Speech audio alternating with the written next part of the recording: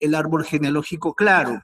Alguien dirá, lo que pasa es que puedes entender por qué tu carácter es así, por qué tu forma de pensar es de esta manera. Y en este hilo conductor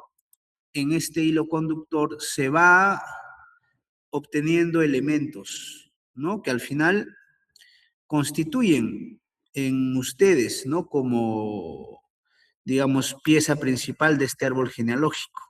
Caracteres, formas, manías, temperamentos, acciones, rasgos físicos. Entonces, en todo esto influye una lógica de herencia, ¿no? Porque, bueno, lo que dejó tu papá seguramente es lo que le dejó sus padres y a tus abuelos de igual manera. Y ojo, no estoy hablando solamente de herencias materiales, ¿no? Sino también de herencias morales, de herencias éticas. Entonces hay un sentido de herencia y legado, ¿no? O sea, nosotros vamos a adquirir no solamente entendiendo desde el lado material, sino también inmaterial, todo, ¿no es cierto?, lo que nos corresponde adquirir producto de nuestras descendencias. Ahora sí me paso a la diapositiva. A ver, no sé si, déjenme confirmar, estamos compartiendo, yo creo que sí, pero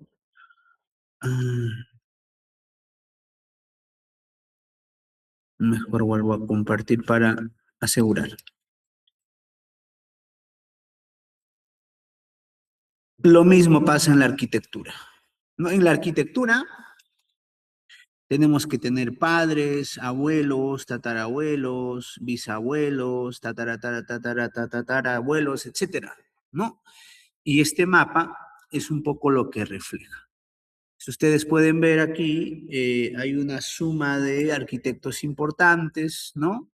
Y justamente las flechas, los sentidos, las direcciones tratan de establecer los vínculos más estrechos, más directos, más claros entre ellos, ¿no? ¿Qué nombres podemos verificar aquí? Aquí, por ejemplo, dice Wright, el famoso arquitecto. ¿Se puede ver mi mouse? ¿Me confirman si están viendo mi mouse en movimiento para... ya, perfecto, ¿no? Aquí está Wright. Wright tiene maestros, que son las flechas que vienen de arriba hacia él, pero también tiene hijos, tiene discípulos, tiene gente quien ha capitalizado sus conocimientos y siguen avanzando en ese camino.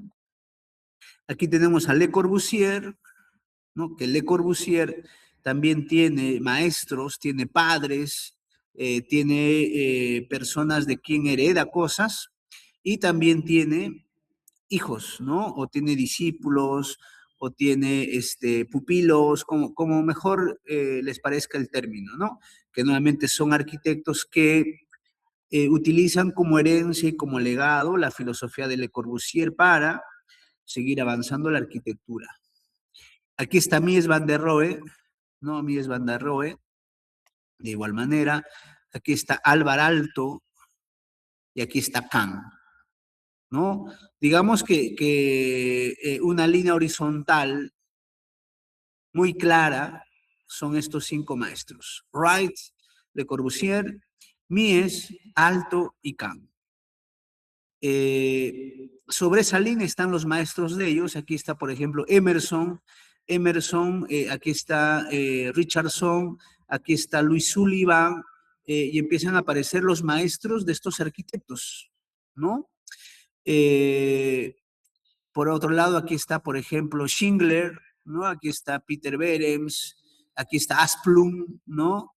Que terminan siendo también una especie de maestros, profesores, que educan, forman a estos arquitectos de primera línea, ¿no? A Ray, Le Corbusier, Mies, Aalto y Kahn.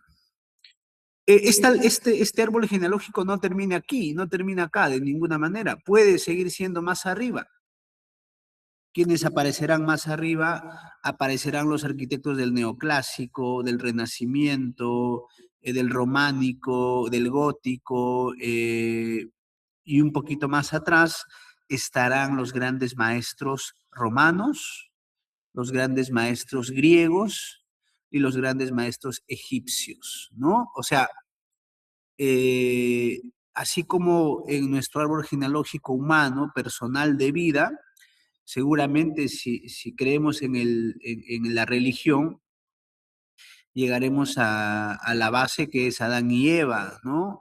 Y si creemos en el postulado científico de Darwin, llegaremos a,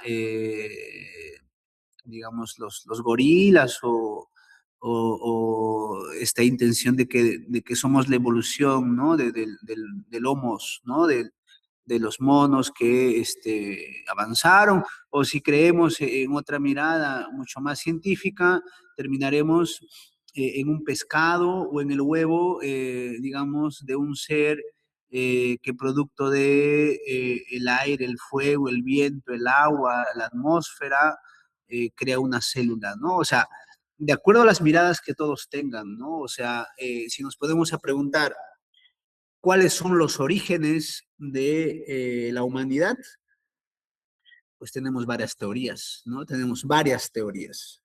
El Big Bang, la teoría darwiniana, la religión, etcétera, ¿no?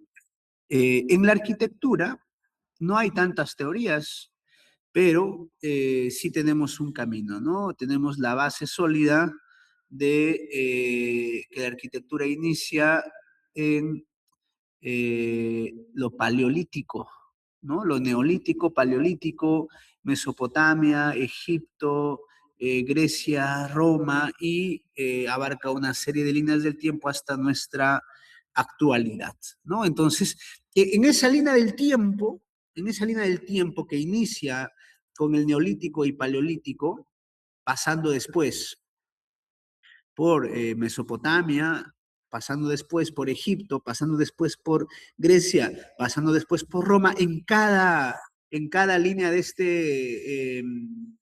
esta gran línea del tiempo, tenemos que tener maestros, ¿no? O sea, eh, eh, una de las premisas que quisiera hoy que quede marcado es, y creo que lo hablamos en clases alguna vez, en la única clase que tuvimos física, dicho sea de paso, fue destruir este mito de que el arquitecto es un ser iluminado, dotado, mágico, que de la nada hace arquitectura, ¿no? Mientras que este mapa, esta línea genealógica, eh, dice todo lo contrario, ¿no? De que un buen arquitecto, no llega de la nada, sino se construye a través de maestros. Y bueno, de la línea importante de Ray, Le Corbusier, Mies, Aalto y Kahn, pasamos a los discípulos, ¿no? Podemos ver el nombre de Niemeyer, este arquitecto brasileño, en este lado del mouse. Podemos ver aquí a Lina Bobardi, ¿no es cierto? Aquí vemos a los Five Architects, los 5 arquitectos postmodernos: Eisenman, Graves, Watmey, John Henyuk y Richard Meyer. Acá tenemos al maestro Campo Baeza, ¿no? Campo Baeza, que es un discípulo y lo tiene como maestro a Mies van der Rohe. Por acá tenemos a Saná, este estudio de Oriente de Kazuyo Sejima y Rue Nishizawa, ¿no? Aquí tenemos a Miguel Ángel Roca, este arquitecto argentino importante. Acá tenemos a Mario Bota, ¿no? Acá tenemos a Salmona. Pero fíjense que acá tenemos a Tadabando, y nuevamente fíjense que cada discípulo, cada arquitecto, seguramente no solamente tiene un camino, no solamente tiene un hilo conductor que lo une a un maestro, sino varios. No, fíjense que a Tadabando le llega, ¿no? La flecha de Kant, claro, le llega la flecha de Mies van der Rohe, le llega la flecha de Le Corbusier y le llega la flecha de Wright. Tenemos aquí a Miralles, ¿no? Tenemos aquí a RCR Arquitectos, un estudio de españoles ganadores del Pritzker. Tenemos aquí a Glenn Merkur, ¿no? Otro Pritzker. Tenemos a Eduardo Sacriste, tenemos a Artigas, tenemos a Méndez da Rocha, tenemos a Angelo Busci. Y ya nos acercamos a la arquitectura, digamos, mucho más contemporánea, ¿no? Entonces, esta línea del tiempo me interesaría que puedan vertirlo en vuestras bitácoras, ¿no? Tratando de mapear estos nombres que hay que tener una mirada muy aguda para saber las letras y a qué arquitectos se refiere.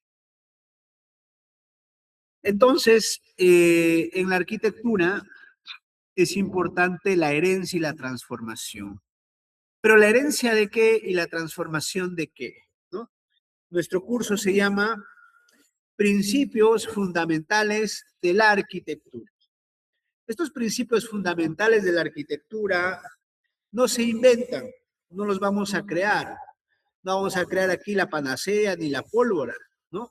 Ya todos los principios fundamentales de la arquitectura ya se saben, ya se conocen, ya están establecidos, como la luz natural, como el espacio arquitectónico, como la sensibilidad, como el tacto, como el agua, como los binomios, etcétera, ¿no? Toda esta gama de principios fundamentales de la arquitectura son lo que tenemos que heredar y con esa herencia poder transformarlas para avanzar la arquitectura, ¿no? Hoy, un arquitecto ya no crea nada, no inventa nada, ¿no? Ya no tenemos el espacio que tenían los egipcios que inventaron, efectivamente, inventaron las formas piramidales, o no somos como los griegos que inventaron las columnas, inventaron la columna dórica, jónica y corintia, o menos somos como los romanos, ¿no? O sea, ¿qué quiero decir? Que estamos en una línea del tiempo muy avanzada,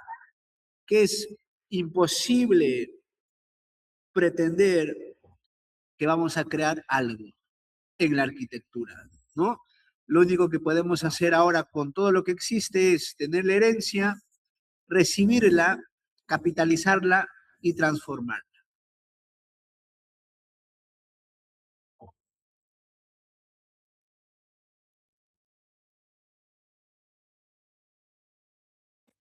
Aquí tenemos un libro de Italo Calvino que nos dice el título, ¿no? ¿Por qué leer a los clásicos? ¿Por qué es importante? Y ahí entra a colación un curso que muchas veces es ninguneado, desvalorado, no le damos la importancia que son los cursos de historia de la arquitectura. Esos cursos de historia de la arquitectura justamente son los cursos más potentes para poder recoger la herencia de la arquitectura, ¿no? O sea, no podemos repetir lo que ya hicieron nuestros padres, ni repetir lo que hicieron nuestros abuelos, ni repetir lo que hicieron nuestros tatarabuelos. Tenemos que hacer lo que nos toca hacer ahora con toda esa experiencia que ellos han vivido, ¿no? O sea, si tu abuelo dejó un legado, tus padres lo continuaron y lo mejoraron, y ahora tú debes de potencializar eso, ¿no? Y lo mismo pasa con la arquitectura. Tenemos que capitalizar los principios fundamentales que regían la manera de concebir y hacer arquitectura desde los orígenes, pasando por el Renacimiento, pasando por la modernidad. Ahora estamos en la contemporaneidad y tenemos que hacer y tratar de ser arquitectos contemporáneos. Pero no podemos ser arquitectos contemporáneos si no sabemos qué se hizo antes, ¿no? O sea, yo les pregunto hoy día algo, ¿no? Bueno, somos de distinta generación, ¿eh? Pero supongamos, no sé, ¿ustedes han llegado a conocer este celular Nokia? Este Nokia que tenía la culebrita para jugar con teclados. No sé si me captan, ¿sí? Ya, muy bien. ¿Qué pasa si alguien viene hoy día y dice, muchachos, ¿no? Amigos, colegas, he inventado un celular, ¿no? Y les presenta un similar al Nokia con teclados y que tiene el juego de la culebrita, ¿no?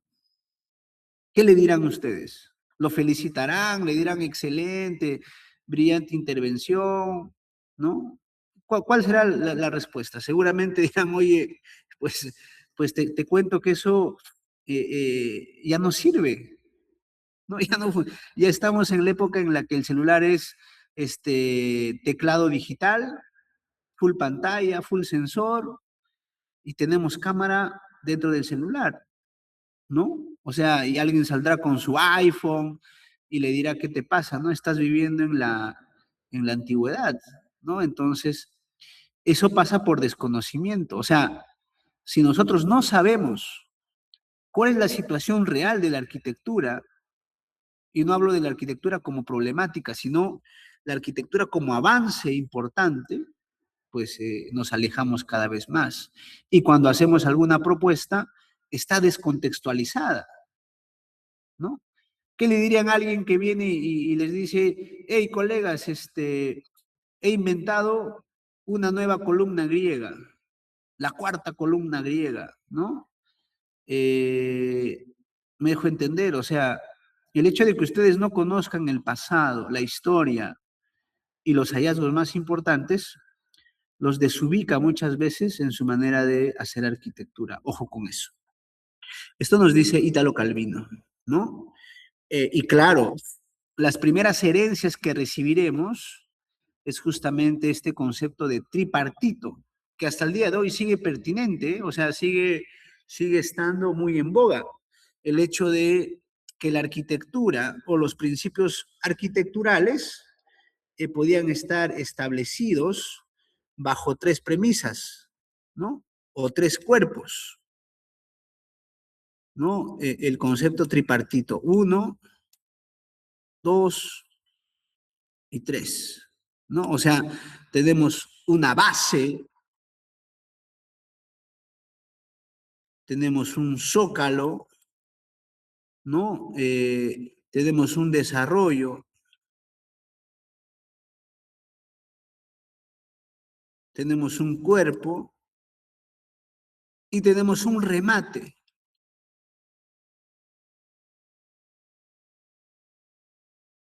¿no? Cuando los griegos aparecen con este postulado, antes de llegar a las columnas, entendieron esta definición tripartita, de que todo hecho creacional y más aún los relacionados a la arquitectura, tenían indefectiblemente por lo menos tres campos, tres campos que tenían que ser ampliamente visibles y entendibles, ¿no? Una base, un desarrollo y un remate. Muchos arquitectos después de los griegos, hasta la actualidad, siguen evolucionando esta lógica, ¿no? Dice que todo edificio tiene que tener una cola, un cuerpo y una cabeza, ¿no? Todo edificio debe tener un inicio, un centro y un final. No, bueno, ya después cada arquitecto ha ido dando sus primicias fundamentales.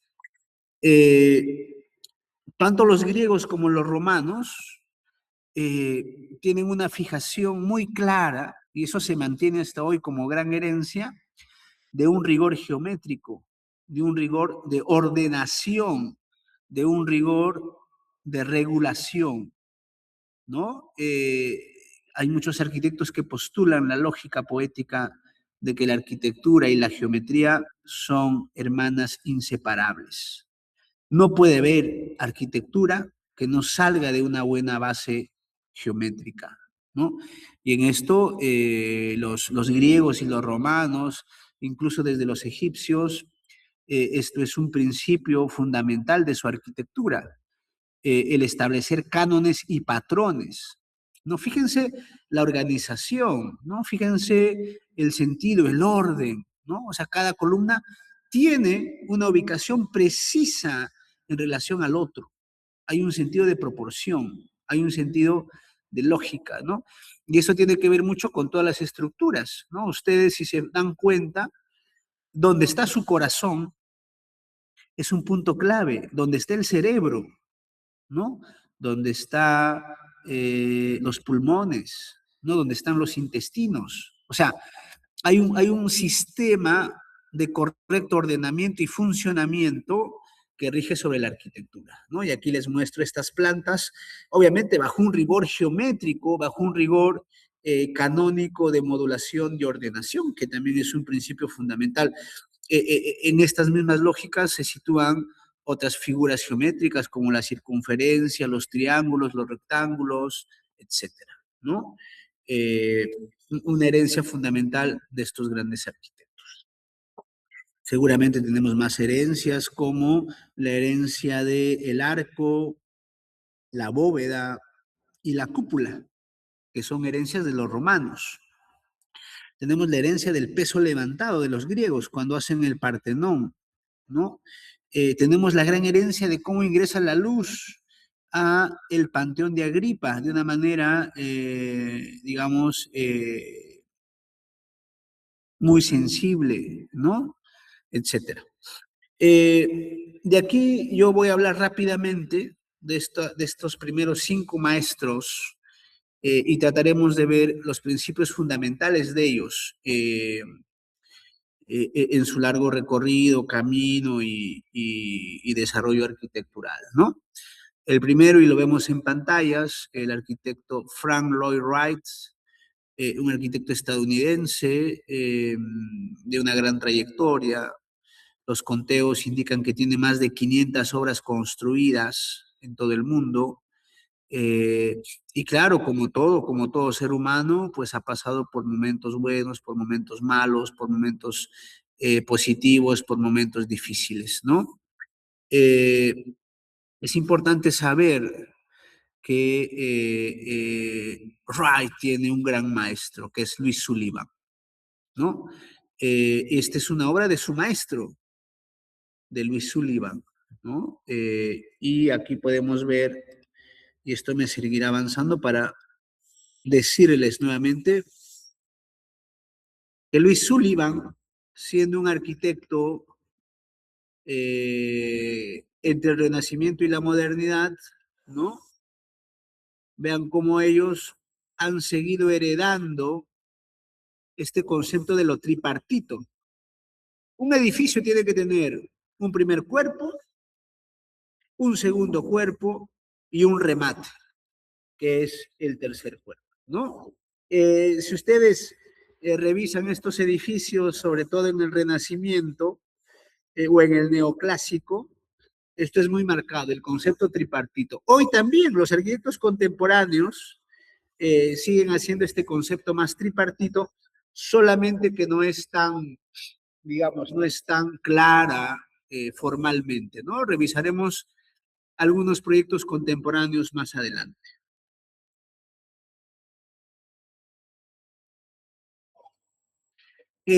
Wright empieza su carrera muy joven y esta es una de sus primeras casas, ¿no? Una de sus primeras casas que él llega a diseñar y a construir, pero fijémonos muy bien, ¿no? Todavía parece estar presente algunas condicionantes. Recuerden que estos 5 arquitectos, Wright, Mies, Le Corbusier, Kahn y Alto, serán los maestros de la modernidad. Y antes de la modernidad, ¿no? Recuerden, estaba establecido, antes de la modernidad, estaba el neoclásico, el renacimiento y todas las corrientes anteriores, ¿no? O sea, que están en un trance digamos, de una nueva arquitectura, como siempre ha sucedido cada vez que se cansaban, ¿no? Eh, cada vez que se derribaban algunos aspectos teóricos, apareció una nueva arquitectura, ¿no? Fíjense en la arquitectura de esta primera casa de Wright, ¿no? Si bien es cierto, aparece en las formas puras, como estos volúmenes, ¿no? Sin embargo, todavía aparecen algunos rezagos de la arquitectura renacentista, ¿no? O neoclásica, esta especie de columnas con símbolos de personas, ¿no? Eh, pero aquí hay algo fundamental, ¿no? Que se va rompiendo la simetría, que es una de las cosas, poco a poco, por supuesto, ¿no? Pero más adelante esto será más claro. Si ustedes se fijan, este es un espejo de lo de aquí. Si ustedes parten en dos, esto de acá, ¿no? Es lo mismo, de cierta manera. Entonces, Wright está en ese dilema, ¿no? De querer dejar el renacimiento o el neoclásico para pasar a una nueva arquitectura, ¿no? Pero es importante entender a sus maestros. Este es Emerson, un maestro que lo inyecta, lo suministra de una información bastante de esencialismo, ¿no? O sea, el maestro de Wright, que es Emerson, ¿no? Bajo una literatura muy seria, gruesa y dura, le decía a Sullivan, pues, o perdón, a Wright, que no se necesita tantas cosas, sino tener cuatro muros, una chimenea, una ventana, una puerta, y es la arquitectura esencial que uno necesita, ¿no? Fíjense esta casa de Wright, un Wright muy joven, ¿no? Digamos, en sus primeros pininos, obviamente hay un concepto de simetría, lo que significa que lo que vemos aquí es lo mismo que vemos acá, ¿no? La simetría poco a poco se va a ir descartando, porque van a pasar de la simetría, ¿no es cierto?, que era ver el mismo elemento repetido bajo un elemento de organización, ¿no? Bajo un eje, y pasarán a lo que será de simetría a equilibrio. Esto es un gran logro que más adelante veremos, pero igual, ¿no? Ya empieza a hacerse la arquitectura. Nuevamente los cuerpos, fíjense, ¿no? Cuerpo 1, cuerpo 2 y cuerpo 3, ¿no? Siempre va a estar presente el concepto tripartito en estas primeras intenciones de querer salirse de la arquitectura anterior. Esta es otra vista de una de las casas de Wright. Debe ser el arquitecto que ha diseñado más casas como obras importantes, ¿eh? Y después Wright se va a una pasantía a ver una exposición de arquitectura japonesa, ¿no? Y en esa arquitectura japonesa encuentra estos especie de mangas, ¿no? De dibujos, eh, especie de postales que le llaman muchísimo la atención. Este será el primer déjà vu que va a tener Wright para lo que más adelante será La Casa de la Cascada, obra que lo catapultará como uno de los más grandes arquitectos, ¿no? Pero también se sabía que Wright, Frank Lloyd Wright, era un dibujante excelentísimo, ¿no? O sea, estos eran los dibujos de un Wright joven que ya pensaba que la arquitectura podía cambiar de cánones. Y evidentemente aparece su obra cumbre, una de las obras cumbres, porque tiene más, no es solamente esta, pero es la más importante, la más fundamental, que es la Casa de la Cascada. Hace otros proyectos y vincula muchísimo el agua, este concepto del agua que lo entiende muy bien en su recorrido por las exposiciones asiáticas, ¿no? De estas exposiciones japonesas. Y si se dan cuenta, empieza a vincular muchísimo la naturaleza. Ese, por ejemplo, también es un gran principio fundamental de la arquitectura, vincular el agua, el fuego, el viento, el aire, los árboles, la vegetación. Entonces, miren cómo se diseñaba antes la arquitectura y que lamentablemente hoy siguen diseñándola así. Eh, perdón, una planta con cajas, ¿no? Que van encerrando cada espacio. Obviamente será un pequeño trance que tenemos que superar en este tipo de línea del tiempo de la arquitectura. Sigue haciendo más casas. Esta es otra casa cumbre de Frank Lloyd Wright,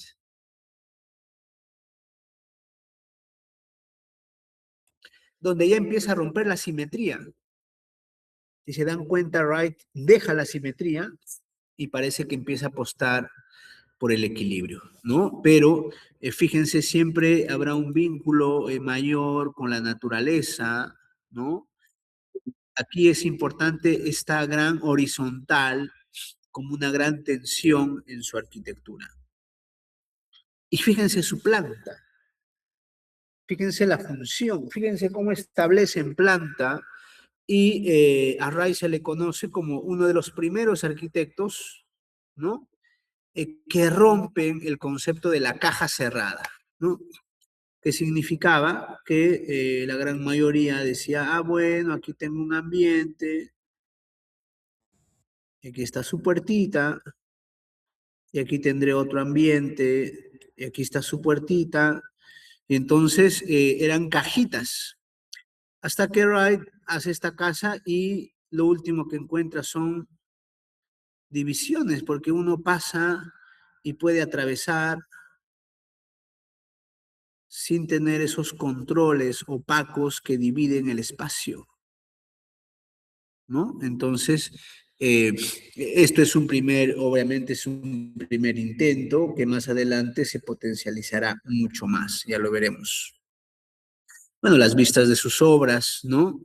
Eh, esta casita es muy linda, ¿no? Empieza a tener un sentido de ligereza, ¿no? Y además se vuelve más cálido porque empieza a utilizar elementos esenciales de la arquitectura, los elementos más nobles, como el ladrillo, la naturaleza, el fuego, que hacen ver un poco más cálido la madera en la obra de Loicam, perdón, de Wright, ¿no?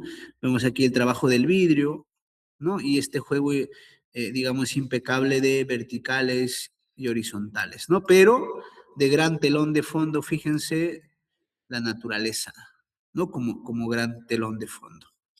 Eh, Ray también tenía una mirada de cómo entender esta ciudad, de cómo imaginar grandes ciudades. Este es un dibujo que él hace de cómo debería ser una ciudad. Y fíjense, ¿ah?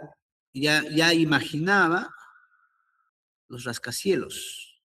En su época no habían, pero ya pensaba en los rascacielos.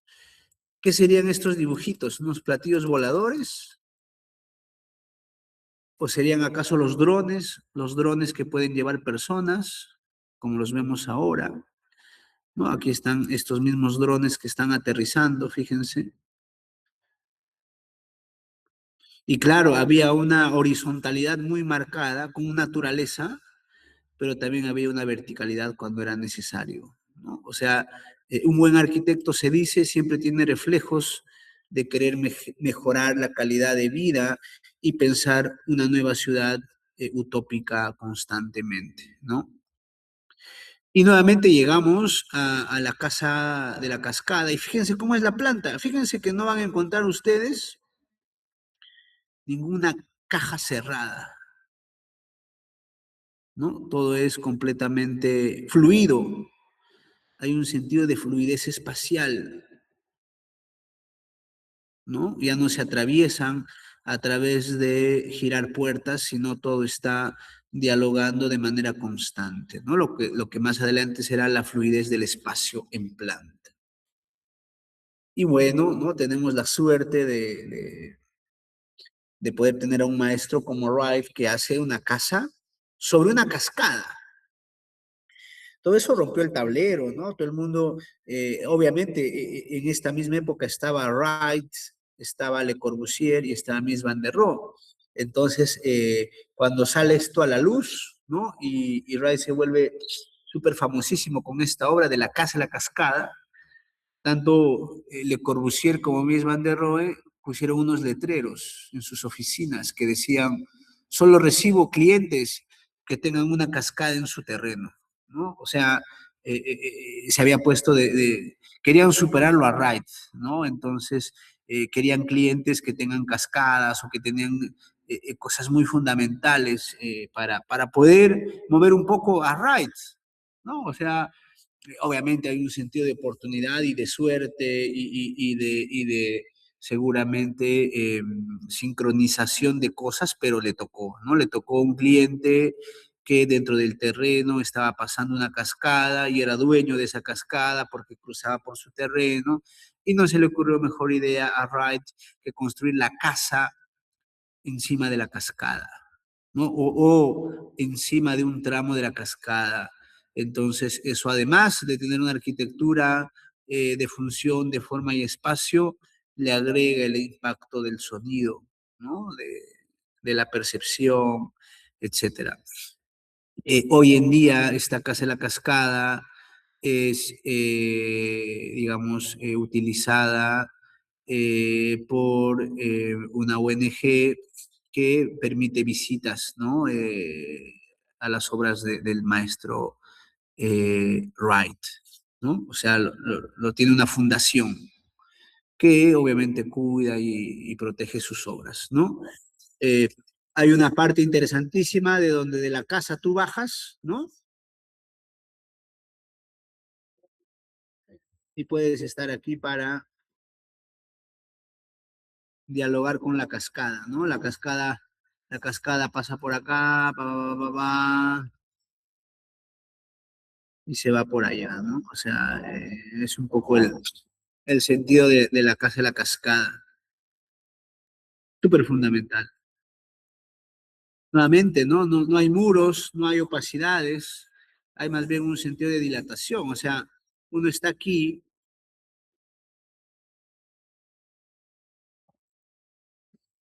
uno está aquí, y fíjense, puede atravesar todo el espacio y ver incluso el exterior, ¿no? Es ese sentido de transparencia en la arquitectura, otro principio fundamental. Y bueno, más adelante, en sus años finales, Wright crea lo que es el Taliesin, ¿no? El Taliesin es una escuela de arquitectura que convoca a muchos arquitectos, jóvenes, estudiantes, bachilleres de todas edades, que llegaban a este lugar para ser como unos practicantes voluntarios de Wright, ¿no? Y pagaban una pensión.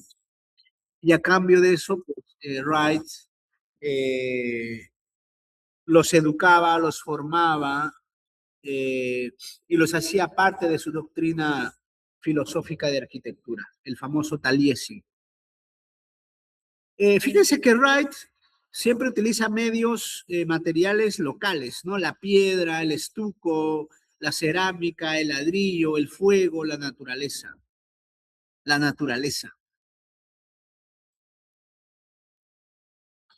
Esto es un poco el interior. Se supone que estas sillas estaban abarrotadas de estudiantes que llegaban como una especie de peregrinación, como una especie de retiro. O sea, alguien podía decir, no, Lady Marcia decía, bueno, papás, me voy un año al Taliesin a, digamos, aprender del maestro Wright. Y se iba por un año Entonces los padres de Lady Marcia depositaban a la fundación o a la organización de Wright el hospedaje, la comida, la alimentación y seguramente alguna dieta y bueno, lo recibía, la recibía Wright y la formaba por el tiempo que ella permanecía en este Taliesin, ¿no?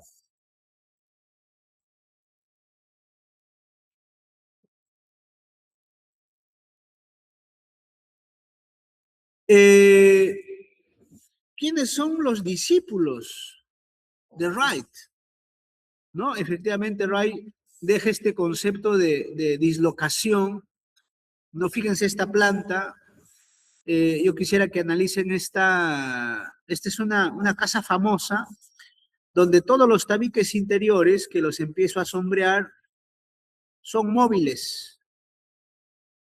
Esto se puede correr, o sea, este corre hacia acá, este corre hacia acá, este corre hacia acá, y por último todos se esconden en este muro. O sea, desaparece este muro, desaparece este de aquí, desaparece esto, y vamos a tener una planta como las que hacía Wright, donde todo es un solo espacio, ¿no? Esta es la casa Ridwell de Schorer, que es una emulación. Fíjense, aquí está todo abierto, todos los muros están ocultados, entonces uno ve el espacio uno, el espacio 2, el espacio 3, el espacio 4 y el espacio 5, ¿no? Sincronizados. Este es una luminaria que diseña Wright. Ojalá, me interesaría que puedan revisar todo lo que diseñó Wright desde utensilios de accesorios para la casa.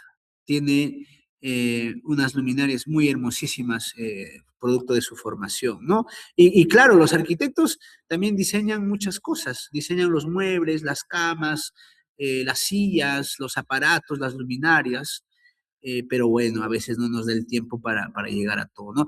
Mire, este arquitecto de esta casa, Ridwell, el cliente lo contrata hasta diseñar hasta la perilla de las puertas, ¿no? O sea, está diseñada acá por el mismo arquitecto, no solamente la arquitectura, sino también el mobiliario de la arquitectura, ¿no? O sea, porque hay una filosofía que dice, bueno, yo te diseño la arquitectura, pero también te tengo que diseñar los muebles, porque la arquitectura y su mobiliario son uno solo, no pueden ser diferentes.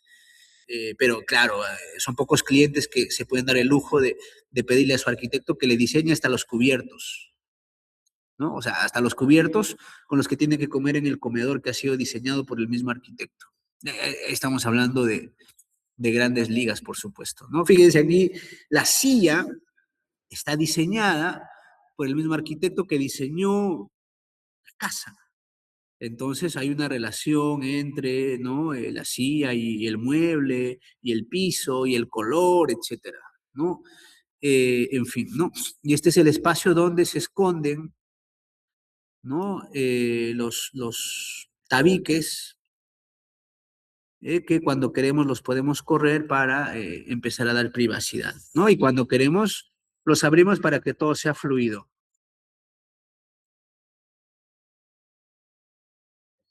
Fíjense, ¿no? Hasta el calentador es parte de la composición de la arquitectura. Bueno, después hay otros arquitectos que siguen esta lógica de naturaleza. Acá estamos hablando de los hijos o de los discípulos de Wright. Trabajan muy bien. Siempre en una casa de Wright, mis queridos muchachos, van a encontrar el fuego, la chimenea. Esto deviene nuevamente del maestro de Wright, que es Emerson, que tiene muy en claro la presencia del fuego, que es un acompañamiento vital del ser humano desde sus orígenes, ¿no? Recuerden que uno de los primeros inventos del ser humano cuando empieza a ocupar este planeta es la invención del fuego. Y Wright, así como este discípulo suyo muy fiel, en cada casa no puede dejar de poner la presencia del fuego.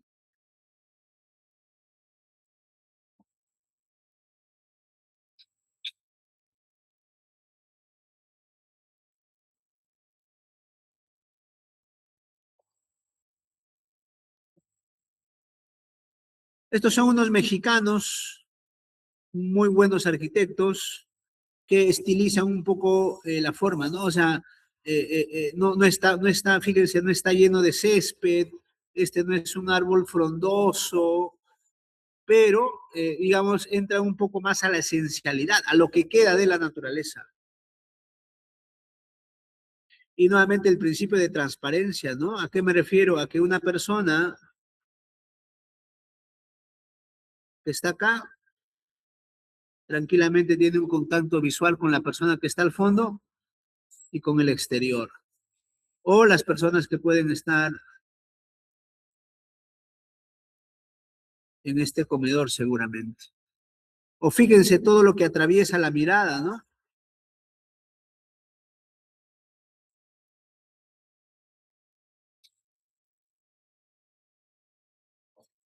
Pasamos a un siguiente gran maestro, Mies van der Rohe.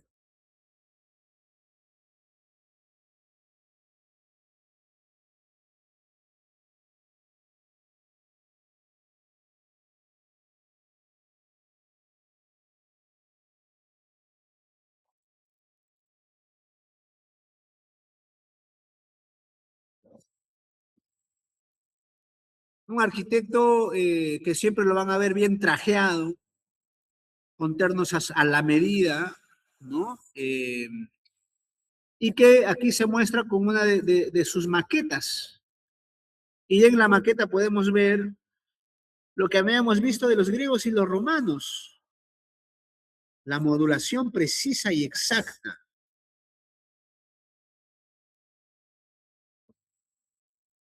Ningún ancho es ni un milímetro más que el otro, ¿no? Tanto de horizontales como de verticales, ¿no? Eh, eh, este Mies van der Rohe acuña una frase importantísima, muy usada: menos es más, menos es más en la arquitectura, ¿no?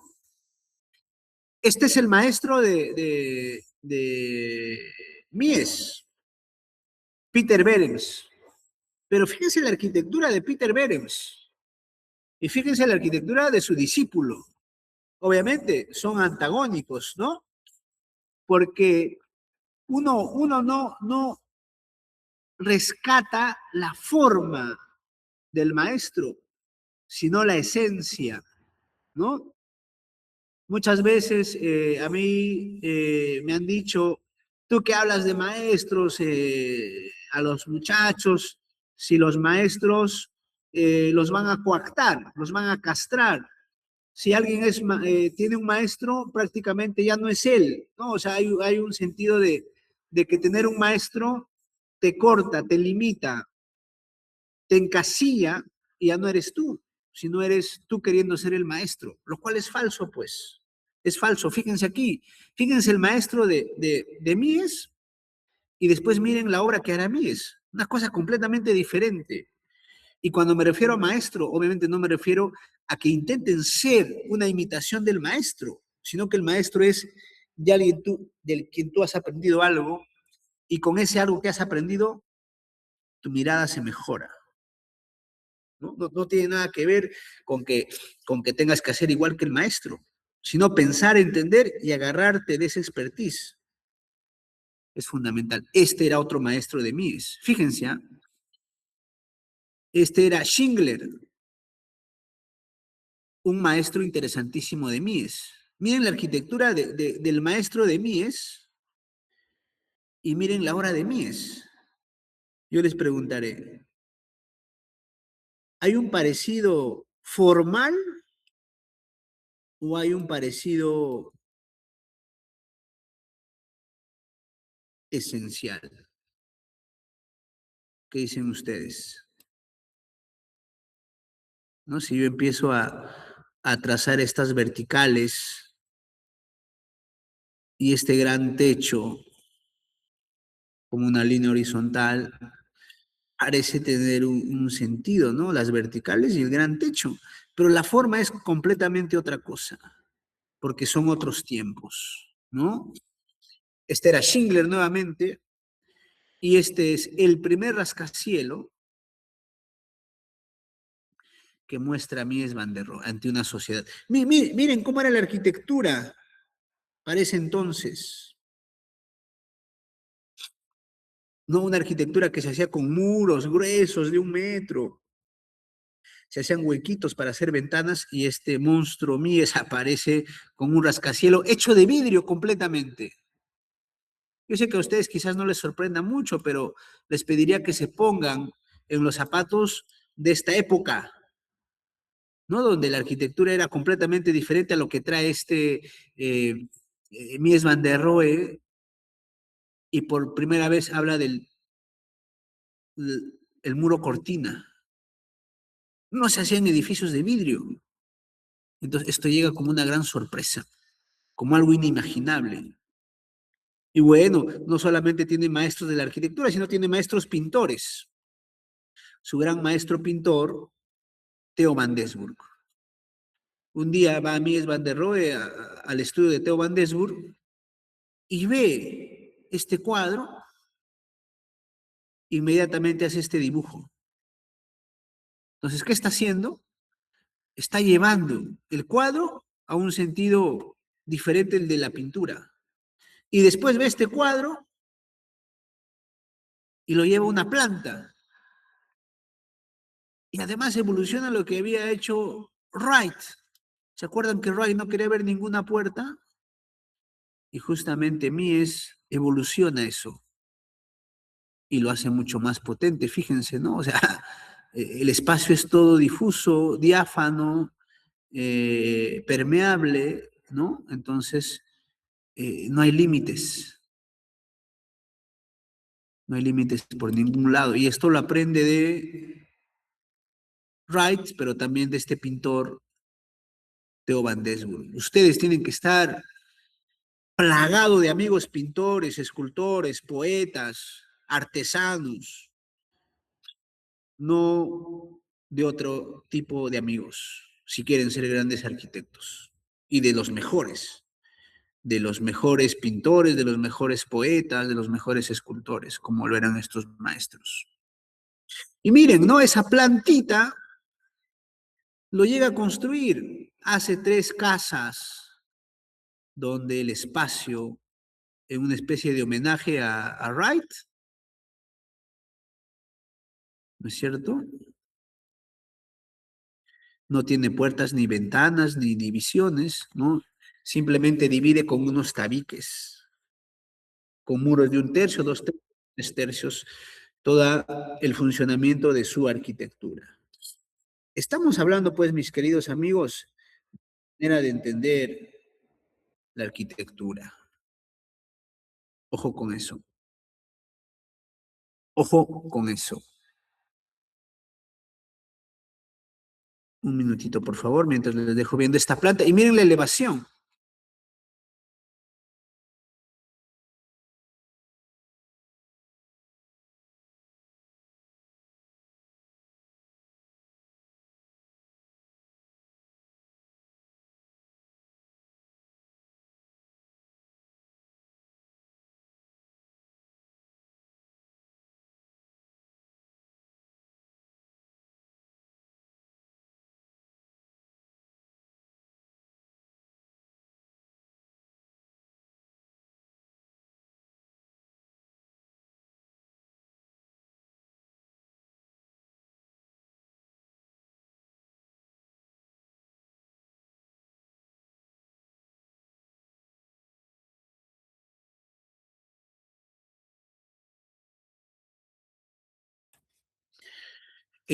A mí me fascinan muchísimo los árboles que dibujaba Mies van der Rohe, ¿no?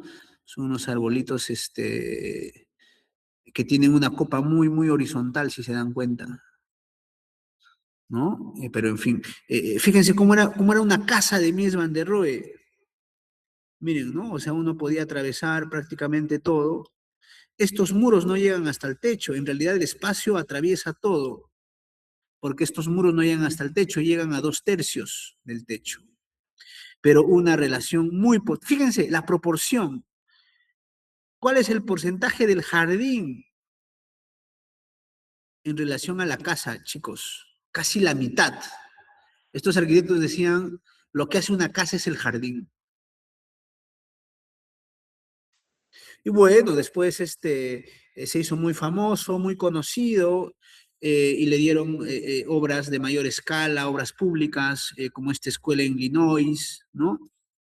Eh, y hizo mucha arquitectura. Miren, una planta de un edificio público de Mies van der Rohe. Ah, arquitecto, es lo que nos mostró de esa plantita de los griegos y los romanos, donde todo estaba ordenadísimo, por supuesto que sí. Hay una modulación, hay un sentido, hay un orden. Nuevamente, la geometría y la arquitectura son hermanas inseparables. Hay un rigor geométrico de modulación entre escaleras, pisos, escalinatas, espacios, etcétera, ¿no? Y bueno, esta es la obra más importante que tiene Mies. Mies siempre quiso hacer una horizontal elevada. Siempre fue su sueño, ¿no? Y lo consiguió en su país. Claro que esto no puede estar completamente suspendida, se tiene que agarrar de algún modo, pero es siempre la arquitectura que quiso hacer Mies van der Rohe, y lo consiguió, etcétera.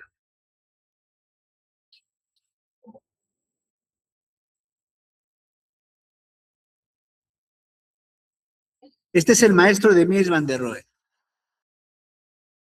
¿Cuál es lo importante de esta imagen? Que uno está dentro,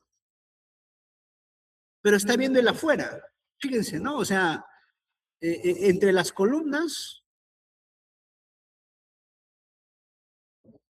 uno está siempre viendo la relación interior y exterior. Eso es lo que entiende Mies van der Rohe de su maestro, más que las formas. No nos fijemos en las formas, sino en el espacio.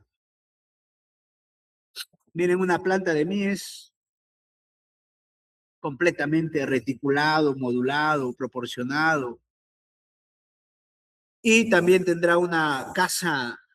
Se dice, según la historia, que todo buen arquitecto tiene una buena casa, por lo menos, ¿no? Wright tiene muchísimas buenas casas.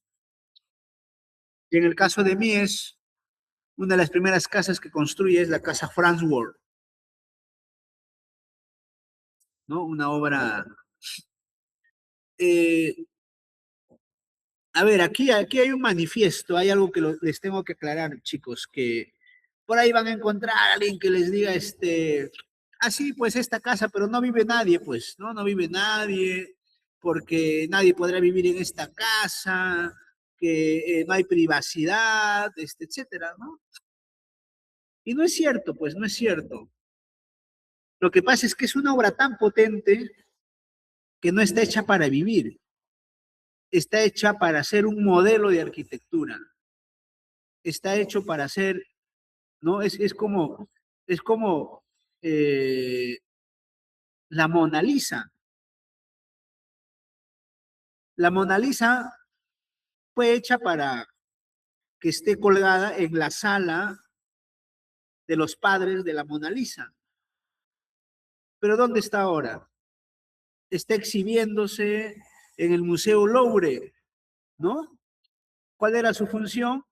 Cuando los padres van a un pintor y le dicen, ¿sabes qué, señor? Retrata a mi hija y va a estar en la sala de mi casa. Esa era la función. Igual, cuando le entregan esta casa a mí, es la doctora Farnsworth, le dice, bueno, quiero una casa para vivir, ¿no es cierto? Pero fíjense que la obra puede ser tan potente que termina siendo una obra de arte. Y al ser una obra de arte, ya no puede seguir cumpliendo su función inicial.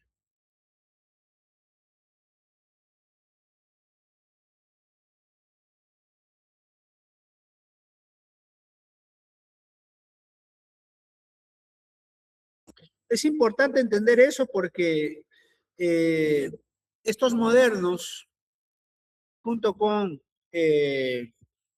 sus seguidores y todos los que estudian digamos, a pulcritura esta lógica. Obviamente también tienen muchos contrarios, ¿no? Mucha gente que los ataca. Y uno de los ataques es ese. Por ejemplo, les van a decir, ¿por qué nadie vive en la casa de la vía Zaguá de Le Corbusier? No vive nadie, pues, porque te imaginas a una persona, ustedes mismos, que vivan en esta casa o en la casa de Wright o de Le Corbusier. ¿Qué creen que pasaría? A ver, les doy un reto y me responden rápidamente. No un reto, sino una pregunta. ¿Qué creen que les pasaría a diario si vivieran en la casa de la cascada? Yo les pregunto. Y me van manifestando quien quiera dar sus respuestas, ¿no? ¿Creen que sería fácil vivir en la casa de la cascada? Yo les digo, a ver, chicos,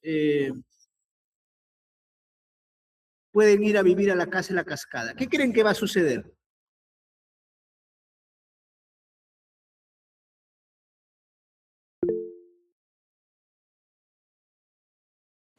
Adelante, Pablo, cuéntanos.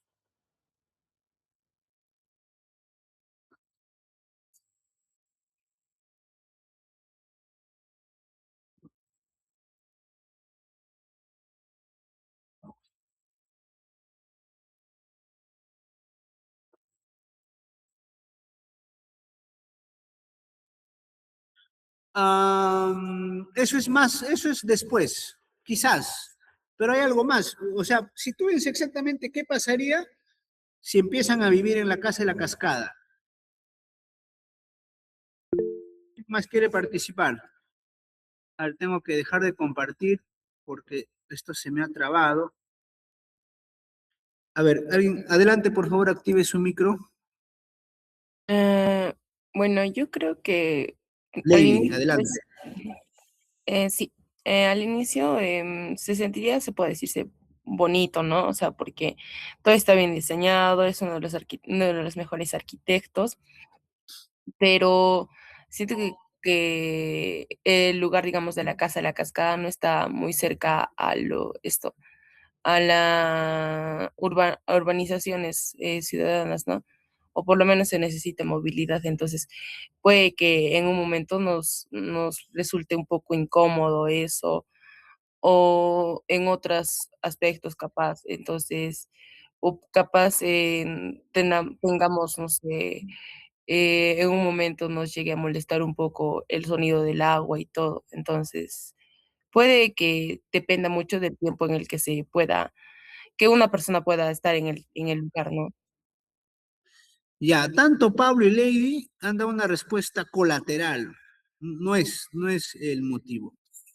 Quizás no esté claro. Les hago otra pregunta y después lo traslapolan. ¿Qué pasaría si les dan a ustedes, ¿saben qué? Vamos a sacar la Mona Lisa, el cuadro de la Mona Lisa, y les voy a dar a uno de ustedes del salón, les obsequio la Mona Lisa y lo van a poner en su sala. ¿Qué creen que va a pasar? Adelante, Luis. Un montón de curiosos se van a acercar, lo mismo sucedería creo con las edificaciones, ¿no? Estar recibiendo visitantes muy frecuentemente queriendo ver la casa, o al menos es lo que le entiendo con su ejemplo de la Mona Lisa. Exactamente. ¿Saben qué ha pasado? Que estas casas han sido habitadas. Esta casa que vemos en pantallas ha sido habitada por la doctora Farnsworth. La casa de la cascada ha sido habitada por los clientes que son los Kaufman.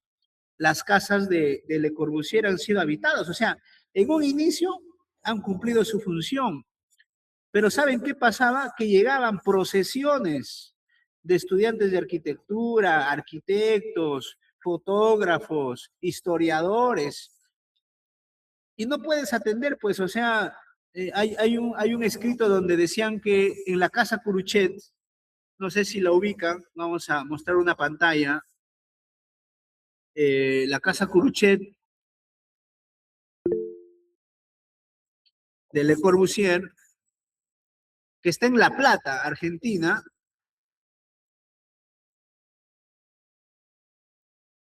es esta de acá.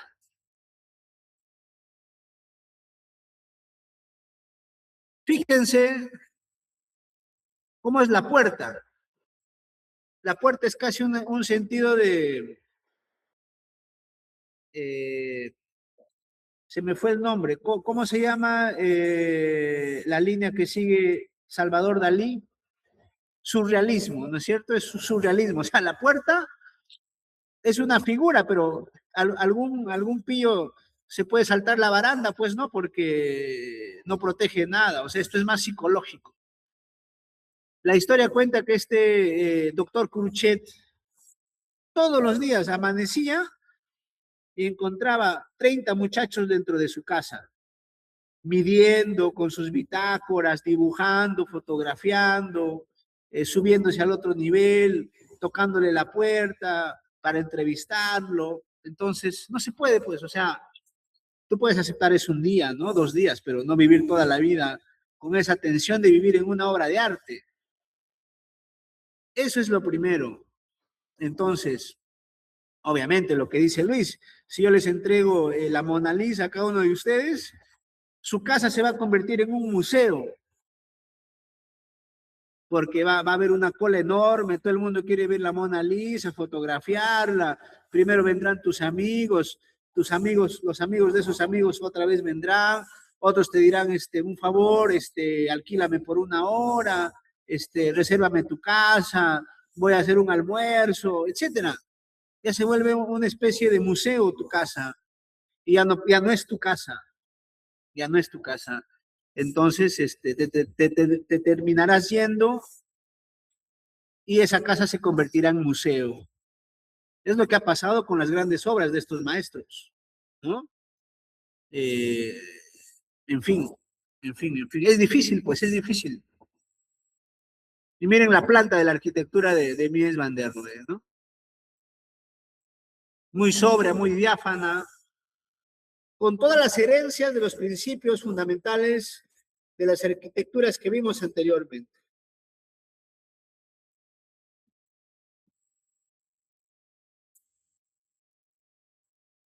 Esto a mí me parece fundamental, mis queridos amigos.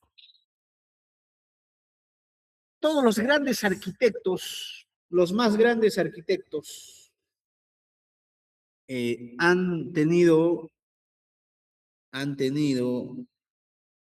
una fuerte vinculación con los artistas.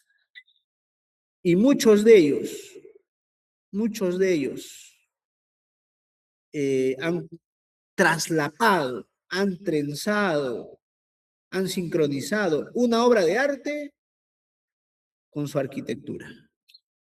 Aquí vemos una estrecha relación entre la pintura de Theo van Doesburg y entre la obra de Mies van der Rohe. Le Corbusier no sería Le Corbusier si no tiene a su lado al artista Ozenfant. Mies van der Rohe no sería Mies van der Rohe si no tiene al lado a Theo van Doesburg. Frank Gehry no sería Frank Gehry si no tiene a su lado a Marcel Duchamp. Renkulhas no sería Renkulhas si no tiene a su lado a Salvador Dalí. Y así me puedo pasar toda la clase mencionando. Entonces, ¿qué les quiero decir? Un principio fundamental es estar ligado al arte. No digo que la arquitectura sea arte, sino estar ligado al arte. Tenemos que ser conmovidos, alimentados por el pensamiento artístico. Y si no, poético, si no, escultórico, si no, ceramista, si no, etcétera. Pero siempre tienen que tener un artista como un soporte más. Bueno, y la obra cumbre de Mies, que es el pabellón de Barcelona. ¿No? La obra cumbre de Mies, el pabellón de Barcelona. Y acá, ¿por qué no puedo dibujar? Pluma, listo, ¿no? Donde el primer principio es la atravesabilidad, nuevamente, ¿no? El agua, la naturaleza, se van cargando muchas cosas que hemos ido viendo, pero el primer principio fundamental es la atravesabilidad. Ojo con eso. Esta es otra entrada. Y aquí, a ver, esta es otra pregunta, mientras voy un ratito a al servicio higiénico, ¿sí? Pregunta, chicos, ¿por qué creen que Mies van der Rohe, que tiene una obra incólume, perfecta, pura, pone esta estatua? Y otra pregunta, vamos a cambiar de color. Dos preguntas son. ¿Por qué ese muro no llega hasta el techo? ¿Por qué este muro no llega hasta el techo? ¿O no cierra? O sea, ¿qué aporta este espacio, esta franja libre? Es la siguiente pregunta. ¿Ya? ¿Me dan un minuto? Regreso, por favor.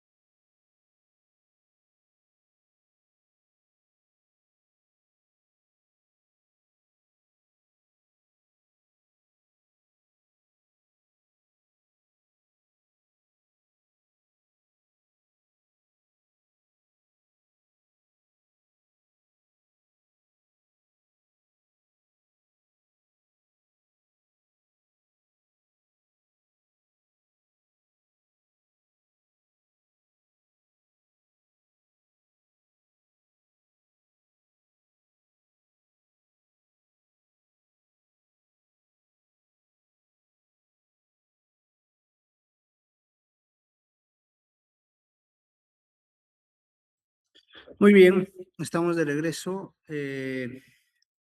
Habíamos dejado las dos preguntas, ¿no? ¿Por qué esta estatua y en qué aporta este efecto, ¿no? Que al final da la vuelta, ¿eh?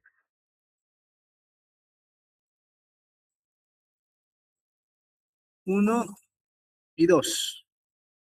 ¿Quién se anima a decirnos algo? Heidi, adelante. Buenos días, arquitecto. Arquitecto, yo creo que la estatua, al ser la estructura, una estructura como ortogonal de líneas rectas, la estatua cumple la función de generar esa, como curvas, algo así, como generar esa, eh, la parte no, que no es tan recta, algo así se podría expresar. Y con respecto al muro, es porque el muro funciona ahí como un plano, no como un sostén de la estructura. Normalmente los muros se construyen pensando en que van a ser sostenes de la estructura y que van a formar lugares cerrados como cajones, pero en este caso el muro está haciendo la función de guiar como un plano, no como un sostén de la estructura. Muy bien, muy bien. Hay algo, sobre todo la primera te has acercado mucho, no con el término correcto, pero bastante, Heidi. Muy bien. ¿Alguien más quiere participar?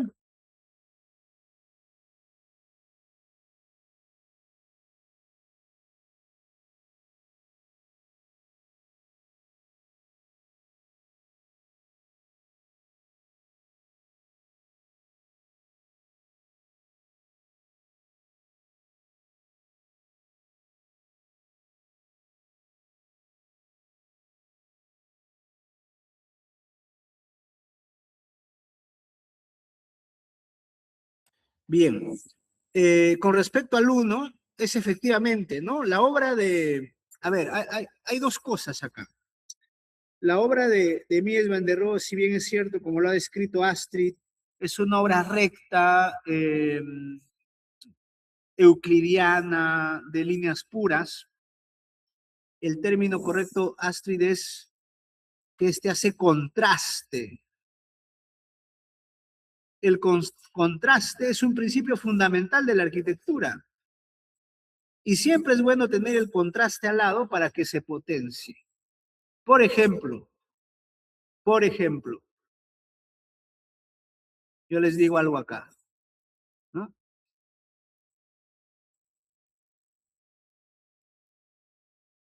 ¿Esta persona es alta o es chata? ¿Podrán decirme, darme una respuesta? Pues seguramente que no. Inmediatamente, yo dibujo acá.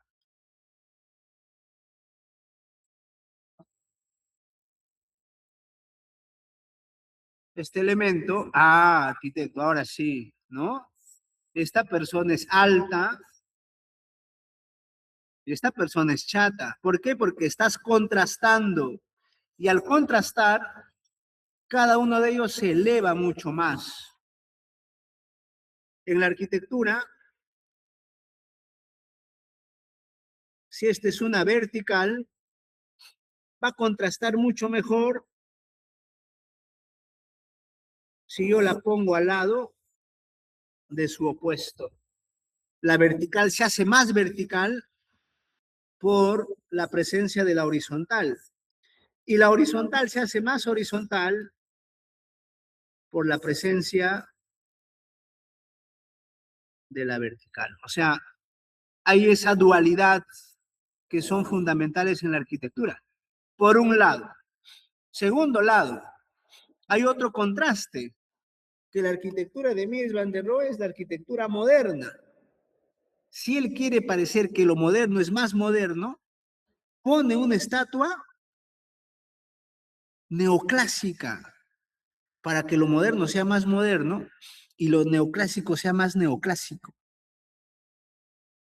Me dejo entender. No sé si ustedes se han dado cuenta que si ustedes comen un chocolate súper dulce, al costado de un vaso de agua, ¿saben qué va a pasar? Que el chocolate lo van a sentir más intenso, más fuerte, y el agua lo van a sentir más amio. O sea, los dos se potencian fuertemente. No sé si les ha pasado. Cuando ustedes combinan dos opuestos, el chocolate que tiene sabor intenso, el agua que no tiene sabor, cuando los van mezclando, comen un bocado de esto y un sorbo de esto, ambos se van a potenciar. El chocolate lo vas a sentir más potente y el agua lo vas a sentir más amio. Eso pasa en la arquitectura. A mí me parece interesante. A mí es, para que su arquitectura moderna sea más moderna, le agrega una escultura neoclásica. Me dejo entender.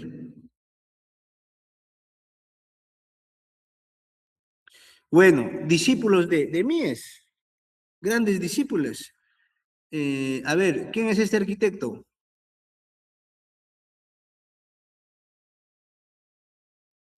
¿Alguien sabe la obra de quién es la imagen que está en pantalla? Del gran Barragán. ¿No? Barragán, nuevamente mezclando naturaleza, agua, color, pero miren su geometría, pura como la de Mies. Miren su arquitectura. Aquí se parece a Mies, pero también a Rai, ¿saben? Por la utilización de la naturaleza, el agua. Y nuevamente está vinculado pues con los artistas. Barragán se vincula fuertemente con toda la corriente del cubismo en México. Estas son sus obras de plazas. Tiene estas plazas en México.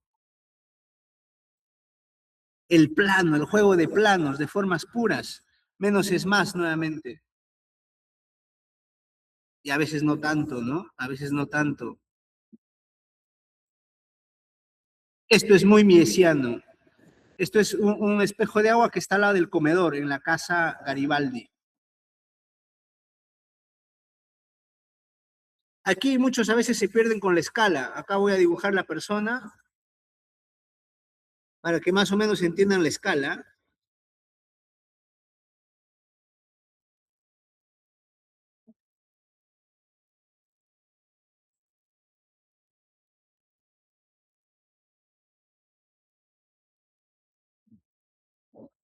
Es más o menos la escala, chicos. Estos son unos murazos. Son unos murazos, ¿no? Y nuevamente hay un juego de muros ahí que terminan bordeando la parte superficial de la superficie alta de esta casa. Esto es una oda. De aquí se guiará mucho Tadabando después. Y bueno, en Argentina está esta parroquia muy linda. Y fíjense la planta nuevamente. Una planta abierta, Neutra, Richard Neutra, que hace esta casa nuevamente, ¿no? Sin límites, ¿saben?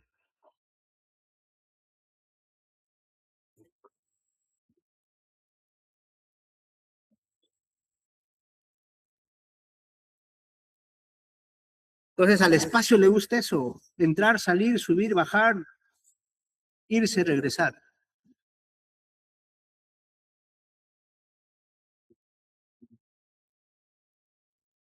Son los discípulos de Mies.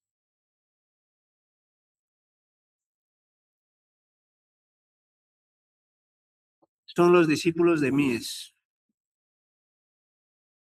Miren cómo la calamina, que puede ser un objeto medio brusco, si está bien modulado, bien trabajado, termina aportando esbeltez.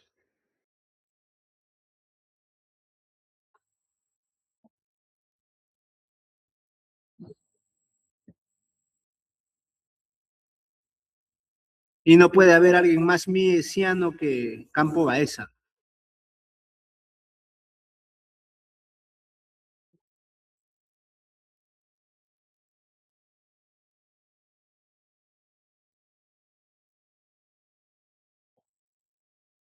Yo creo que no hay nadie más miesiano que Campos Baeza, ¿no?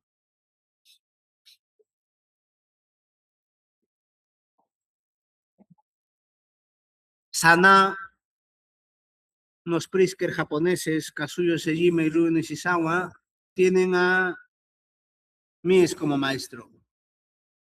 A un extremo, ¿no? Miren, las columnas a punto de desaparecer. Claro, con otro tipo de planta, pero con fluidez espacial.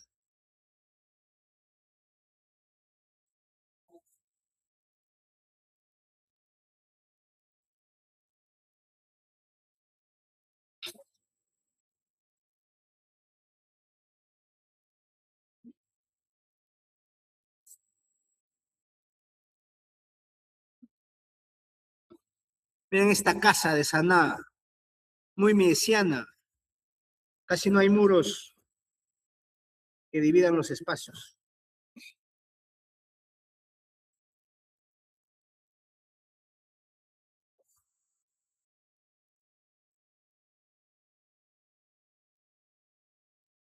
RCR Arquitectos, juego hermoso de volúmenes.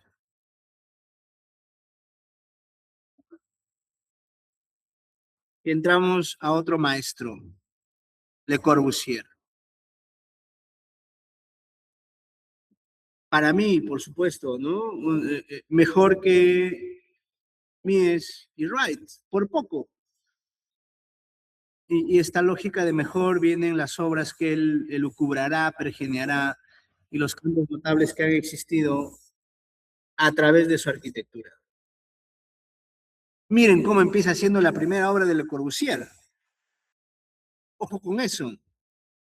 Miren cómo era la primera obra de Le Corbusier. No era Le Corbusier. Todavía. Este es el maestro de Le Corbusier. Peter, ay, no, el maestro, no es Peter Behrens. Peter Behrens es el maestro de Mies, y el de Corbusier es este arquitecto que hace el primer edificio en concreto armado, en hormigón, por primera vez. Su primer maestro fue Le Platinier, y Le Platinier le ayuda a tener contactos para hacer casas.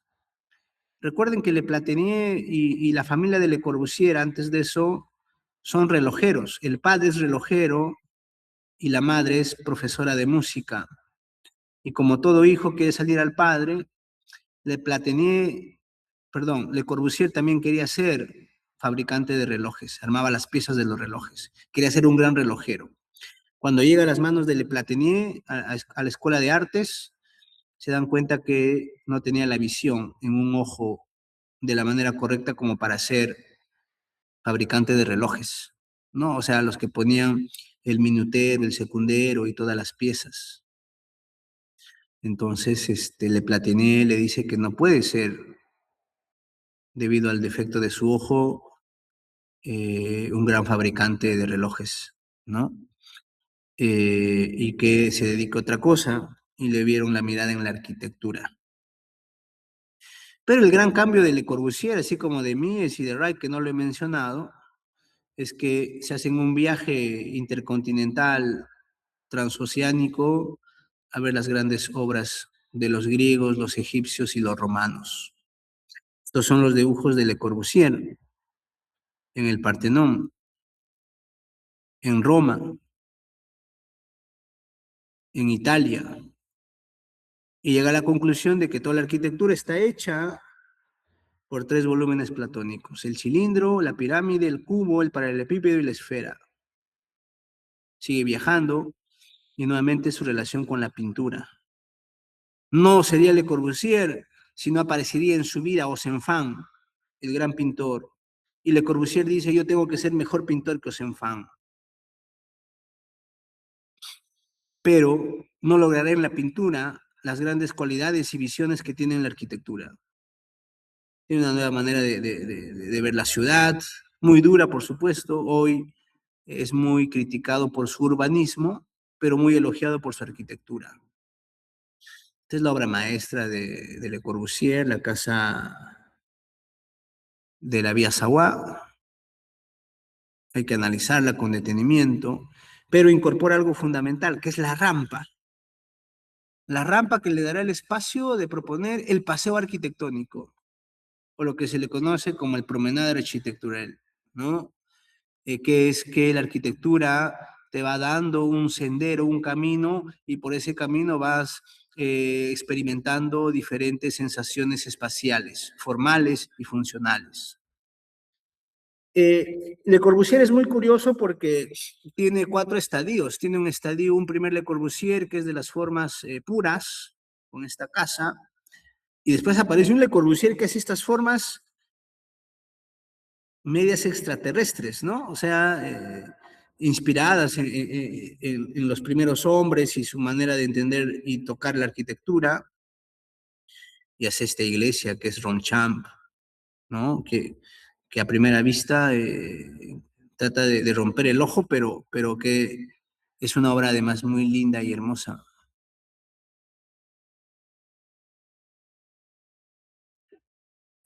Con muchos aciertos con el trabajo de la promenade, pero también de la luz, el color, la parte pictórica, ¿no? En Le Corbusier vamos a encontrar la ligereza, la transparencia, la fluidez, lo abierto, lo pictórico y lo fluido, como principios fundamentales de su arquitectura.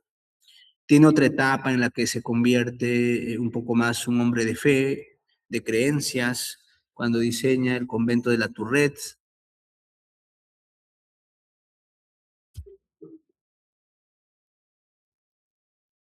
Y tiene una última etapa. Hay 4 Le Corbusieres, ¿no? Hay como que 4 fases de Le Corbusier. Y eso también lo hace muy, muy interesante, dicho sea de paso.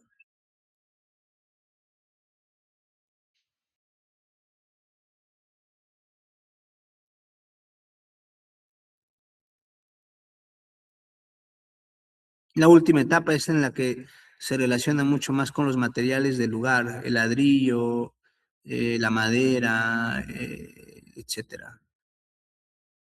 El color más intenso incluso. Le Corbusier es sumamente interesante. Termina haciéndose una cabaña frente al Caribe, y bueno, un día se mete al mar y ya nunca más regresa, ¿no?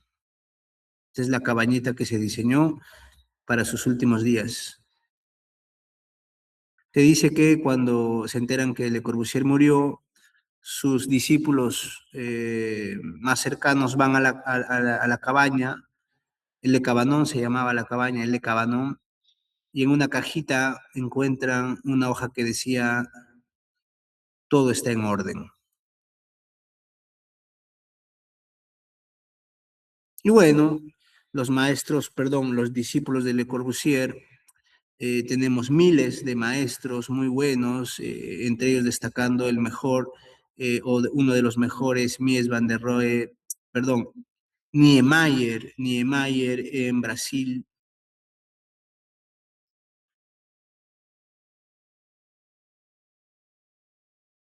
Artigas en Brasil, el trabajo de la rampa, Lina Bobardi, muy Le Corbusiana, Lina Bobardi.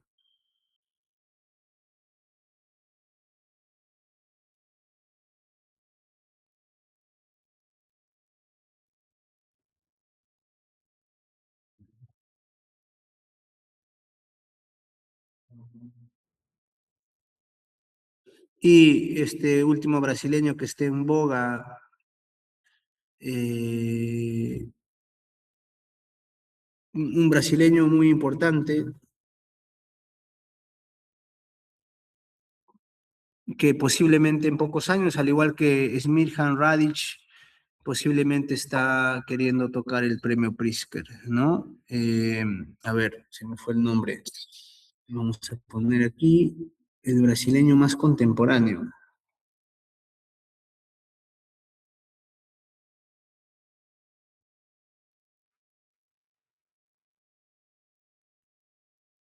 Angelo Buschi. Angelo Buschi. Este es Enric Miralles, un gran arquitecto que se murió muy joven, que si no se hubiese muerto ya tendría el Pritzker, creo yo, ¿no? Hace un cementerio muy lindo, además está enterrado en ese mismo cementerio, ¿no? Imagínense eso, diseñar un cementerio sin saber que ahí descansarán tus restos muy prontamente, ¿no? Muy Le Corbusiano este cementerio, ¿eh? El de Enric Miralles. Lindo, además, hermoso, con todo un sentido poético de la muerte y la vida. Eh, Smirjan Radic, el Pritzker de hoy, el Pritzker de este año, muy Le Corbusier, por supuesto. Y así como les decía, no puede haber alguien más miesiano que Le Corbusier, perdón, que Campo Baeza, no puede haber alguien más Le Corbusiano que Richard Meyer, que es este arquitecto.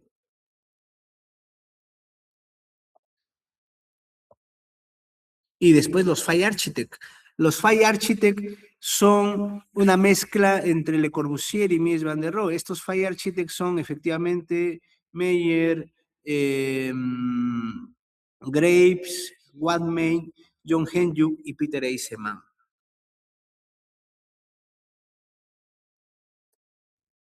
Siriani. Siriani también es un arquitecto franco-peruano que está en esas ligas y también un poco Jean-Pierre Cruz, ¿no? Jean-Pierre Cruz, un poco más situado, me parece que sus primeras obras tienen mucho de Sisa y Sisa es un Le Corbusiano. O sea, para Jean-Pierre Cruz y Sandra Barclay, su primer acercamiento al maestro es Sisa, pero para entender a Sisa hay que entender a Le Corbusier. O sea, sería Sisa el papá y Le Corbusier el abuelo, ¿no? En fin. Bueno, no los quiero agotar ni cansar, ya llevamos 2 horas de este rollo teórico. En realidad hemos tocado los tres grandes maestros, Mies van der Rohe, Frank Lloyd Wright y Le Corbusier. Y de cierta manera he tratado de tocar quienes han sido los maestros de estos arquitectos y quienes han sido los discípulos de estos arquitectos, ¿sí?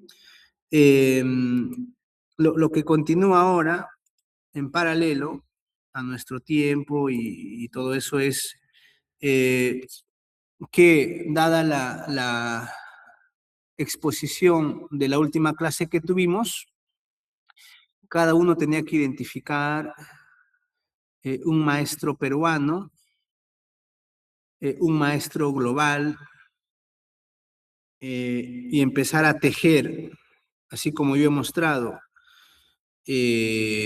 una línea de cierta manera de tiempo, pero también de árbol genealógico, ¿no? Entonces la idea es que hayan escogido un maestro que no se repite en lo posible. Tenemos tantos buenos arquitectos como para repetirlos, igual en lo global, con mayor seriedad en lo global. En lo global hay pues infinitos arquitectos potentes, a unos, ¿no? Y entonces tenemos que ir tejiendo su hilo conductor de estos maestros, o sea, quiénes han sido los maestros de ellos, quiénes han sido los maestros de sus maestros, quiénes han sido los maestros de sus maestros de sus maestros, y quiénes son sus discípulos o quienes siguen las corrientes de ellos también. O sea, el árbol genealógico hacia arriba y hacia abajo. Identificando sobre todo los principios arquitectónicos que utilizan en su manera de hacer arquitectura. ¿Sí? Es un poco la encomienda. Recuerden que este curso, a ver, no estamos tan mal. Yo sé que puede haber una preocupación de horas de clase, pero si se dan cuenta en el sílabo, no todas son clases teóricas, ¿no? Sino se amalgama, digamos, sincronizan. En ese sentido de ideas,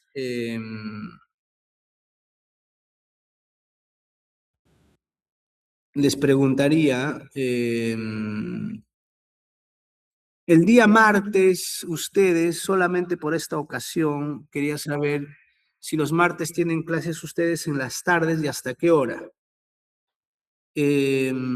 Pasa algo, que se viene la Semana de la Arquitectura, ¿ya?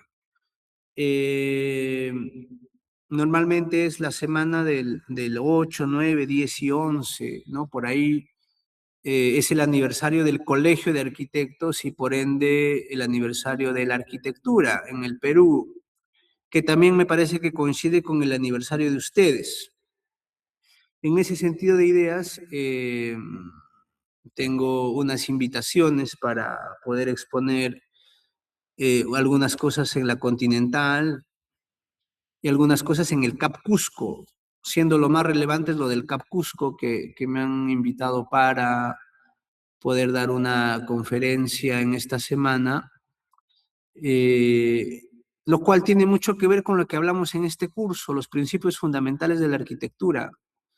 Entonces dejaría a vuestra decisión que puedan venir el día martes al Colegio de Arquitectos, es a las 6 de la tarde, yo creo que no debe durar más de una hora, hora y media, para nuevamente seguir tejiendo estos conceptos y definiciones.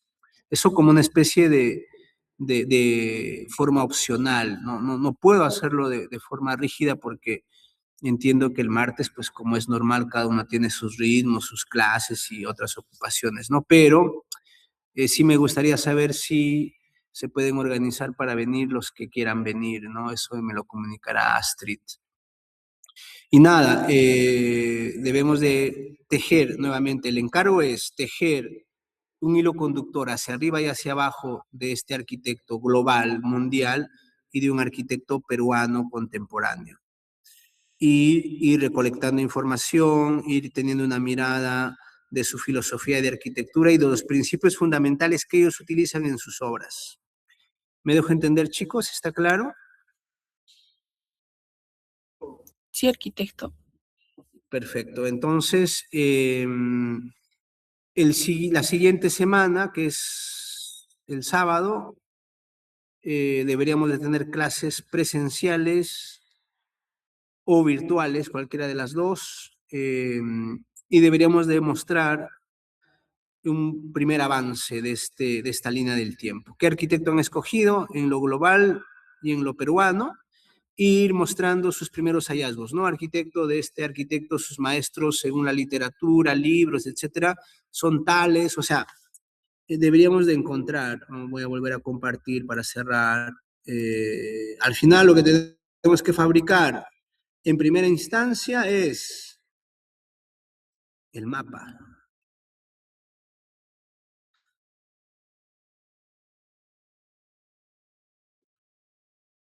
Porque eso acá.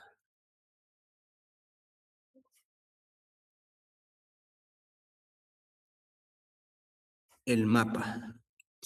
Este mapita de su arquitecto peruano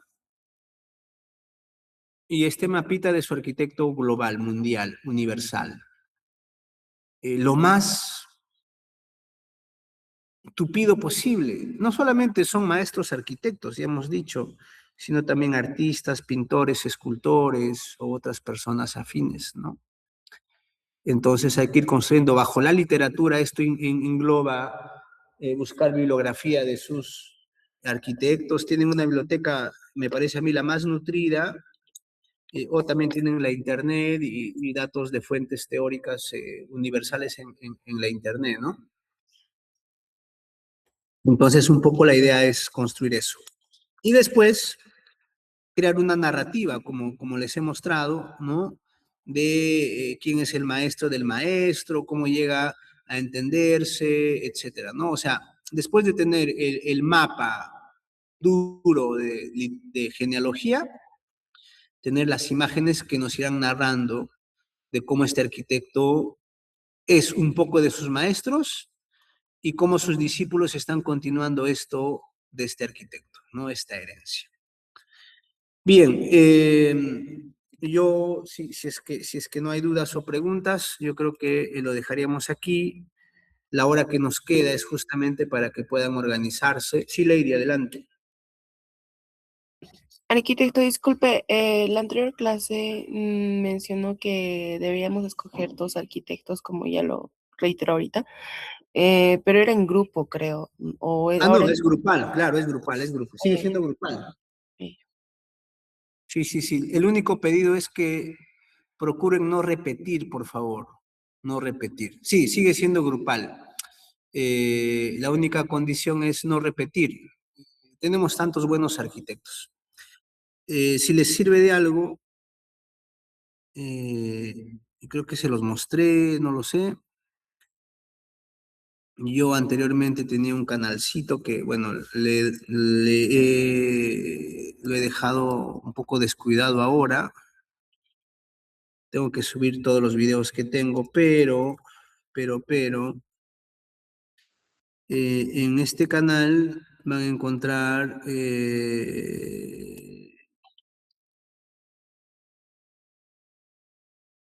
una conferencia completa de Jean-Pierre Cruz, como lo hay en mucho en el YouTube, miles de conferencias. También van a encontrar una conferencia de Cynthia Seinfeld, de Luis Longi, de Artadi, así como van a encontrar 1000 conferencias, ¿no? Si ponen ustedes Siriani, le sale pues 800.000 videos sobre él. Sobre todo miren las primeras fuentes, o sea, las conferencias que ellos dan o las entrevistas que ellos dan y hacen, ¿no?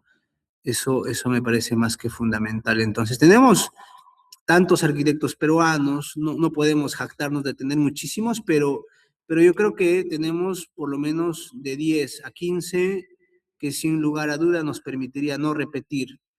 Y en lo global, pues de ninguna manera, ¿no? Ahí sí tenemos muchísimos. Sería interesante que uno agarre a este Radic, ¿no? A este último Pritzker. En fin. Pero también otro mapeo es los que tienen principios fundamentales más potentes, principios fundamentales de la arquitectura, en su arquitectura. Muy bien, si no hay más consultas, mis queridos amigos, pues nada, sean buenos, hay que leer bastante y nos estamos viendo la siguiente semana. Astrid, a ver si me ayudas, no sé cómo sean sus horarios, pero sí me gustaría además que les va a servir mucho en nuestro curso. También a mí me haría mucho agrado y mucho realce que ustedes, siendo mis alumnos, me acompañen en esta exposición del CAP Cusco el día martes 9 a las 6 de la tarde. Si no hay más, muchas gracias por conectarse por este medio y sigamos avanzando, mis queridos amigos, ¿sí? Que tengan todos un buen sábado, un buen almuerzo y nos vemos la siguiente clase. Gracias, arquitecto, hasta la siguiente clase. Ok, nos vemos, bye bye.